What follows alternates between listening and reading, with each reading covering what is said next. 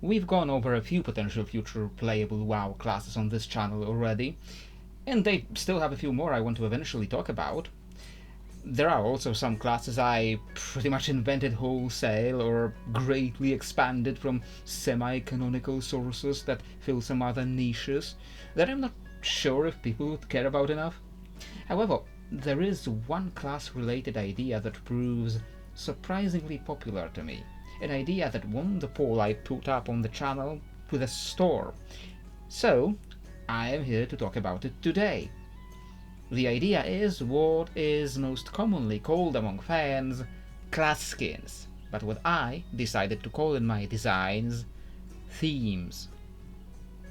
What if I told you that class skins already exist in World of Warcraft? Well, at least two of them, and they are not applied consistently. The first one, the one that probably spawned much of the desire for the class skins, is of course the Warlock Greenfire. Technically, as the Fel Magic users, Warlocks should all be using Greenfire, and people campaigned for that way back then. So Blizzard, of course, in their infinite wisdom, instead of doing that change, decided to put it on a very hard to acquire and very hard to complete, at the time, questline. But seeing that customization where some players were able to keep doing Redfire and Shadowy Purple, and some Warlocks, regardless of specialization, were able to do Greenfire, sparked a desire to see more of those kinds of customizations. The second of these could be arguably counted among class skins is the more recent addition of Devour Demon Hunters. The long-awaited third Demon Hunter specialization, made specifically for Void Elves, turns all of your abilities, including the normally Demon and Fel-themed ones, into the traditional Void colors. Although it is tied to a specific specialization, unlike the Warlock Greenfire, it looks like one of the closest things to what people, myself included, imagined class skins or themes would be like. Themes were one of the features I always added on top of my expansion ideas, back when I was doing those for fun instead of the actual TTRPG I now have, which, governs itself very differently than an MMO would. So, there's no expansions, because that's not how you play a TTRPG. But if they were to be a major expansion feature, if many classes would get a whole slew of those added, what would it look like as a defined feature? First, we have to identify what people want from these class skins. According to my personal experience, and feel free to correct me, what people seem to want the most is it being a largely cosmetic customization of their class abilities. What we do have to consider with that is that most of these big customizations come with big lore implications that the game would have to address. We can't just add a button somewhere and say, well, we can, but we shouldn't. Just add a button somewhere and say, okay, you can now make your paladin do shadow damage and do all his abilities in purple. The Warlock Greenfire was partially so memorable because the game really delved into the implications, even though that is probably one of the themes you could just drop with a button. But because Warlocks already are using Fel Magic. But if even they got that, then all of those major themes should as well. And we could just add those questlines randomly, or just make them part of the leveling experience, and then you have a button, because you learn the implications and you can now decide to turn it on. But the first thing about that is you'd have to tie all those quest lines, all those themes, into the expansion we are having at the moment. And that very limits the possibilities, limits the options a lot. And the second problem is, that's not fun to design. So we will design a system that will govern how you acquire these themes. Now, in my original idea, designed back when we had mob-style talents, the themes were designed to resemble the old, and now new again, talent trees with miniature increases to like 2% damage.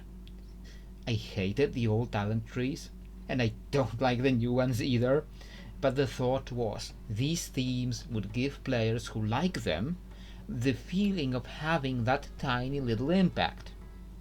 But we no longer need that, so that idea is not happening. So let's really focus on what those themes represent, lore-wise, and try to catch the essence of it through gameplay element design. So what are the potential themes that players request most often? What tends to crop up the most is Warlock Greenfire again, Void Paladins, Fel Paladins, Warlocks who make pacts with different kinds of cosmic creatures instead of demons. Now, Void Demon Hunters, priests who stay with the shadowy aesthetic while healing, or the reverse of that, staying with the holy aesthetic while in their shadow spec. So if we look at those, what do they have in common? They realign your class's default cosmic alignment with a different cosmic force. So the key to the system governing these themes is alignment. Alignment is a very old part of RPG design, coming out with the earliest editions of Dungeons & Dragons. In their universe, these alignments were a tangible cosmic force. Doing good or bad or lawful or chaotic deeds had an actual cosmic implication in drawing your soul closer to one of the 9 outer realms. Though the alignment system has its issues, of course, not the least of which is endless discussions about whether some action counts as good or lawful or neutral, it does have some merit, especially if we look at it from the prism of the Warcraft universe. Warcraft also has cosmic realms, but instead of the 9 tied to concepts described with real-life morality, it has 6 relatively abstract cosmic forces: holy, shadow, nature, death, order, and chaos, and a relatively neutral internal elemental force. And it just so happens that these cosmic forces represent the ideas that align with what players want to see from the class skins. Therefore, my system for them is alignments. I don't postulate for a full-on BioWare or Larian-style conversation system with big story implications, at least not right now, but it would be extremely cool for me as a role player and a lore reader. I see people hating that idea very much because WoW and Warcraft never had something like that, and they're coming here to get loot, not to romance the hot goth half-elf. Because people say, it's not Baldur's Gate 3, it doesn't need to be Baldur's Gate 3. It doesn't need to be Baldur's Gate 3, but it can learn something from it. Not learn everything and become a copy of it, but it can learn something from it. I do think a lot of people would change their minds if they actually got to play that, but then again, they'd probably just skip through everything like this, skip through quest texts, and then complain about not understanding the story. But that is not what I am postulating for here, although it would of course be a cool idea. I bring it up just to say the alignment system doesn't require it, and we will not be designing that today. All this really needs is giving us some story choices with relatively minor consequences, but ones that may shift how your character aligns with the world. For example, let's see what it would look like for a paladin. Let's say, just for the purpose of the exercise, we have an expansion on Kazan. Your paladin has been given the quest to disable a large alchemical cauldron the high goblin forces on the surface of Kazan are using to enhance their soldiers into their dire hobgoblins. You come to the cauldron and defeat their leader, but as he's brought to 1 HP, he surrenders. He kneels in front of you and says that if we promise to spare his life, he will tell us how to disable the cauldron easily. And in your dialog box, you have 3 options on how to interact with him, marked with the icons of 4 different forces. Holy, I will be making no deals with you, villain! Kill him and destroy the cauldron the hard way. Order, very well, but you will face justice the right way. Make the deal and imprison him. Chaos, I know just the way. Your own life will fuel its destruction. Sacrifice him. Shadow. Fine, but you disappear and never show your face again. Make the deal for personal power. One may argue if the Holy Path shouldn't be taking him prisoner instead, and I chose its killing him because I thought it felt more orderly than holy. But even if you disagree, this is just an example of what these choices could entail. No matter what you do, this guy is probably not showing up again. However, what matters is how it affects your character. You can choose to stay true to what your class would normally do, and this being a paladin, that would be the holy option. Or you could choose to do something different. Once you make your choice, you receive an alignment point or a few, with a suitable fanfare and information that you've been drawn towards one of the cosmic forces. There would be more choices like that peppered around, sometimes just when talking to characters. Like a quest where you're told to gather the demoralized soldiers and motivate them to fight again. You could choose to make an inspiring, heroic speech, or to basically threaten them to go back to fighting, or else. And each of these little choices would earn you more or less alignment points towards a specific force. Like, you already see these kinds of choices in how you talk to NPCs sometimes, but now these choices would be tied to a new system that rewards you for being consistent with a specific approach. Once you gather a specific amount of these, one that would normally take questing through all the major quest lines of the leveling zones, so if you did all the side quests you'd get it sooner, you receive a pop-up quest telling you to report to an NPC in the expansion capital. In our hypothetical Kazan expansion, that would probably be Undermine. And yes, I'm doing Kazan expansion as an example because we're probably never seeing that in actual WoW. For the example of this paladin who wants to be aligned with Chaos, you receive a quest from one of the redeemed Manari who joined the Draenei recently, who asks you to go with them to Argus. They say they recognize you as a person who knows how to do what's necessary, and they know people just like you.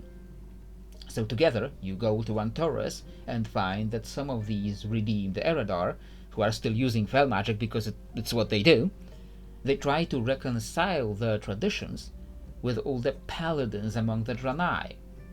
And they found some Draenei who are still angry at orcs and demons and want to use their own powers against them. See, so you are tasked with collecting these disparate people together, fight off some more Legion remnants on Argus, and together develop their new discipline. At the end of that questline, you learn how to still fight like a paladin, but now all your abilities are green and fiery, and instead of holy damage, they mostly do chaos damage. And I know that the damage types are rarely relevant in WoW anymore, but still, having that option, that additional tiny mechanical change would do a lot for the flavor. And of course, this would probably unlock the theme for all future paladins, so you don't have to redo that on every character. And so you could like level up multiple characters, or you could like during dailies, you could keep doing different choices and get alignment points for getting different themes on the same character. So there's a lot of tiny minutiae, how do you pronounce that? Tiny elements of the game design that play into the system that adjusted to make it better for the actual gameplay.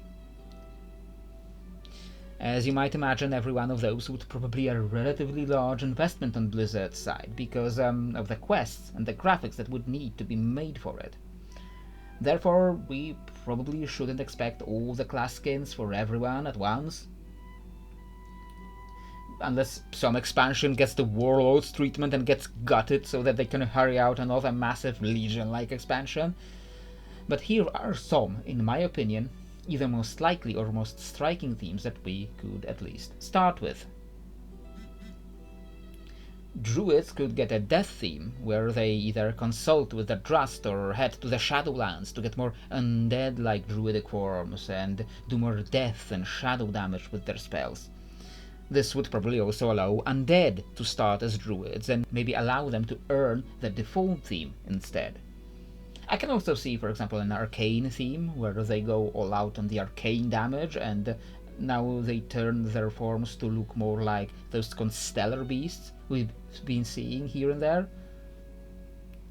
Demon Hunters already have their shadow theme in a way, and could go back to explore their connection to the Void Elves and who started it all to embrace fully in all specializations. Or they could find a group of Illidari who think Illidan made a mistake when he refused Zira's offer, and want to find a Naru who can reforge them in the same way, giving them a holy theme instead. If Evokers were untied from the Drakthir and allowed to be adopted by more races, I can see Evokers adopting many potential themes. If you look at past characters named Evokers in Warcraft, they usually channel some inherent power, not necessarily a draconic one, showing them as essentially Warcraft's sorcerers. So if we went back to that interpretation, we could get, for example, a quest about orcs channeling their inherited demonic rage and becoming chaos-aligned evokers, or dwarves channeling their titanic connection to become more arcane-focused ones, or maybe just get us Draenei who give us holy evokers instead. Mages could easily align themselves with any cosmic force, having little strict moral ties to anything, and expanding their skills with lightning by gaining a closer elemental connection, or partaking in more shadow, tainting their elemental spells with darker tones, closer to the void purple. Monks have very little lore outside of Pandaria, and they would be harder to adjust to any non-elemental themes, but I can see an arcane theme for monks that turns them into more of a rune master, or a holy theme that harkens back to the more European-style monks, even if they still fight like they came out of Shaolin. Paladins were already an example. Chaos-aligned paladins could adapt the way of these new Hell Knights of Argus, or you could see a Void-aligned paladin, investigating the Void paladins of the Twilight's Hammer we've seen way back in Cataclysm, and perhaps learning to use their shadowy powers for good. I can also easily see a nature-aligned paladin who ends up getting more nature-based abilities, becoming tied to the Zandalari paladins, even though Blizzard did already shoehorn them into using the actual light, which is also probably a mistake. Priests, of course, could get themes that allow them to stay holy or shadow regardless of spec, but priests are potentially one of the most versatile ones. They could easily have questlines about exploring other religions, be it a Titanic-aligned Mystery of the Makers, gaining an arcane theme, or exploring the Loa and gaining a nature's skin, or even learning from the Shivaras to get green fire-themed class abilities, chaos abilities. Warlocks are also one of the more interesting cases, because thanks to the 5th edition of D&D that came out after WoW, the idea of warlocks making pacts with other kinds of forces became much more popular, and it could easily be transplanted into Warcraft. Besides the green fire theme they already have, that could perhaps be brought back. One of the first things that come to mind is Fey or nature-themed warlock who now deals nature and fire damage, and instead demons summons different creatures, like sprites instead of imps, dryads instead of fell hunters, and ancient protectors as their tanking pets instead of fell guards. And maybe then we could get Night Elf warlocks. It's hardly the only theme fitting warlocks, as you could have a holy themed warlock, summoning as of now largely undefined in canon holy creatures, or warlocks who lose the shadow and chaos aligned abilities by making deals with powerful elementals instead. I can see a death themed warlock who summons undead pets such as ghouls and abominations, but that would really put the final nail in the necromancer's coffin, and not in a good way. Unless the death theme would have them use Shadowlands creatures such as Dredgers and Maldraxxi abominations instead, that is also an option, though I can't see people preferring that over the another 4 necromancer, without giving us the actual necromancer still. You might notice that I haven't really mentioned the hunters, rogues, warriors, and shamans, because those are not normally aligned with any cosmic force, except in maybe shaman being elemental. It is, at least to me, the hardest to imagine their themes. If you give a holy theme to a warrior, doesn't it end up too close to a paladin? If you give the hunter a death theme, then maybe Blizzard would think that's enough to make them a Dark Ranger, but it really does feel like it becomes a different class at that point. Well, if you, the viewers, have an idea how to do themes with these mundane classes, do let me know. Death Knight is also difficult to make themes for, because when you give a Death Knight a different theme, it starts looking too much like the same theme for a Paladin. Maybe they could even share the same quest lines, so that either a Death Knight or a Paladin could both go on the quest line with the Hell Knights of Argus to gain the Chaos theme, to reskin both of them. But otherwise, it really feels like any theme I come up with for the Death Knight also feels like the theme for the Paladin. And I honestly do not know how to solve that, but if you have ideas how to separate them, how to give them unique themes different from each other, I'm all ears. Of course, this is just the beginning of endless possibilities for these themes, and I'm sure you all have dozens of other ideas for what they could be. People always have a lot of ideas. I do think myself that tying them into this cosmic alignment system, best when introduced in an expansion that delves back into that cosmic Cold War that was hinted at, it could really help in situating these class skins in the existing world, and also give us more role-playing opportunities in the game without making it too much like an old BioWare game. I can't wait to see all of your theme ideas, or what stories you'd imagine them fitting the given class plus power combination into the existing world. One of the things I love the most about my fairly free-form TTRPG system is how much freedom it gives people to come up with really unique character concepts. And I do love seeing all the ideas people have, I genuinely do. So don't hesitate to share them with me, especially if you've got any genuine human-made art for your unique characters. Meanwhile, that will be all for this video. I'm not absolutely certain what I'm going with next for the more lore-focused video next week, but I think the week after we will see some more potential future WoW classes based on still largely untapped lore. I hope to see you there.